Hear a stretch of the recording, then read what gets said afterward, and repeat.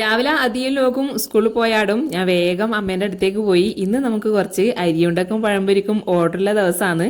നമ്മളെ വീഡിയോ കണ്ടിട്ട് വിളിച്ചിട്ട് ഓർഡർ തന്നതാന്നേ. ഞാൻ പോകുമ്പോഴത്തേക്കും അമ്മ അരിയുണ്ടെല്ലാം റെഡിയാക്കിയിട്ടുണ്ടായിരുന്നു. പിന്നെ ഞാൻ വേഗം പഴംപൊരിക്കുള്ള പഴമെല്ലാം മുറിച്ചു കൊടുത്തിട്ട് അമ്മ വേഗം ചുടാൻ വേണ്ടി തുടങ്ങി. രാവിലെ 9:30 കൊടുക്കേണ്ടതാണ്.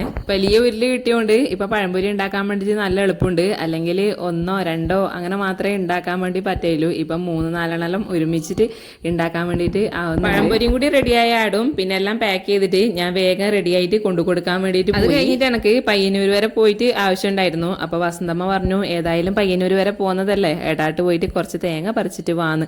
എത്ര വെച്ചിട്ടാ പീടിയെന്ന് വാങ്ങലല്ലേ. ഇപ്പൊ തേങ്ങക്കും വെളിച്ചെണ്ണക്കാണെങ്കിൽ തീ ആകപ്പാടി ഉണ്ടായിരുന്ന കുറച്ച് തെങ്ങില് 1 2 അച്ഛനും അമ്മയും പിന്നെ ഞാനും വീട് വെച്ചപ്പം ആ വൈക്ക് പോയി കിട്ടി. ബാക്കിയിലെ 3 4 തെങ്ങ് മണ്ടലിയും കൊണ്ടുപോയി.